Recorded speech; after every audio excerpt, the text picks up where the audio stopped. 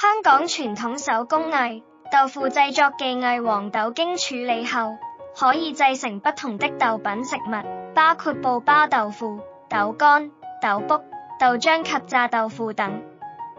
香港具有悠久的豆腐製作技藝，是一項重要的傳統手工藝。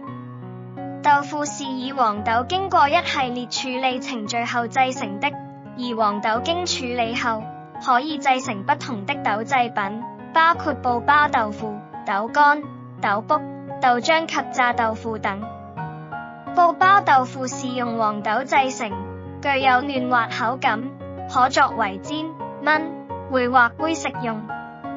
豆乾則是將黃豆漿經過凝固再切塊後曬乾而成，口感較為嚼勁，適合用於烹調滷水或涼拌菜餚。另外，豆腐還可以製成豆卜，是一種經過發酵後的豆製品，常用於煲湯或涼拌。豆漿則是將黃豆磨碎後榨取豆漿，可直接飲用或用於烹調食品。而炸豆腐則是將豆腐切塊後油炸而成，口感酥脆，常用於煮煲或炒菜。香港的豆腐製作技藝歷史悠久，每種豆製品都有其獨特的製作方法和風味，展現出豐富的飲食文化。歷史沿革1950年代，豆腐廠多以家庭式作業經營，以搭單車運送豆腐及用大鍋爐煮豆。在都市化的影響下，豆腐廠多遷到八鄉、上水等地，但由於顧客多為市區內的餐廳、街市檔口等，僱用運輸車隊成為常態。本地豆腐生產商會共同參與豆品商會，以了解黃豆入口行情，以免因存貨不足而影響生產。近年本港市民着重健康，注意到豆腐的營養價值，使日漸衰落的本地豆腐行業重新受到重視，為應付市場需求，有豆腐廠加設機器每星期生產一次有機豆腐及有機豆漿。同時，豆腐廠也會迎合市場製作新產品，如印尼食品中的三角形炸豆腐。行內並不採用師徒制，主要僱用工人邊學邊做。但由於工作時間不穩定，以及對工人的體力有要求，本地能勝任的工人數目不足，部分豆腐廠只能從內地輸入工人。為了解決人數不足及增加效率，有豆腐廠亦開設機械化生產，製作不同種類的豆腐。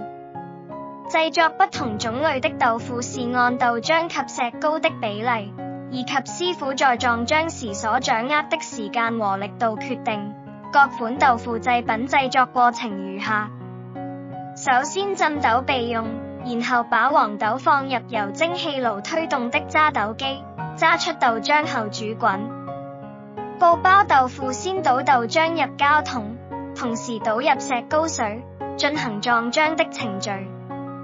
豆漿凝固後，用要檢視表面的豆漿，以觀察其濃度。濃度合適後，先用脫水器弄乾不織布，把豆漿倒在不織布上，開始包豆腐工序。包起後放到一塊木板上，放滿後就以另一塊木板覆蓋。把重物放在木板上壓出豆腐水分，約1小時後就成為布包豆腐。硬豆腐先進行撞漿的程序，豆漿凝固後除去多餘的水分，鋪一塊不織布在木板上，倒入豆漿後蓋上木板蓋，每完成一板就放在另一板上面。二劑壓出豆腐的水分，約1小時後完成。炸豆腐將浸在水中的豆腐粒分形狀投入大油爐內，炸約3分鐘，再將炸物倒進手推隔油車上，推到風扇下吹乾及讓炸豆腐的油分滴到車的下層。豆乾的石膏比例較高，師傅把豆乾專屬的木板上放上不織布，倒入豆漿，再加入一個鋼架，把豆漿分成25份，再加上上蓋。一層層的壓走水分，約1小時後成為豆乾製成品。豆卜將豆漿倒入不鏽鋼桶，以鹽滷為凝固材料，同時加入水，5分鐘後將桶內水分抽走，把豆漿倒入鋪上不織布的木板裡，加蓋一層層壓着，壓走剩餘的水分。約1小時後進行切片，再放入大鍋爐油炸，製成豆卜。感謝你的觀看，我希望你覺得這個影片內容豐富有趣。如果你喜歡所看到的內容，請務必訂閱我的頻道，以隨時了解我的所有最新內容。我有各種播放列表，涵蓋廣泛的主題，因此每個人都能找到適合的內容。透過訂閱，你將第一個知道新影片何時發佈，接觸更廣大的受眾。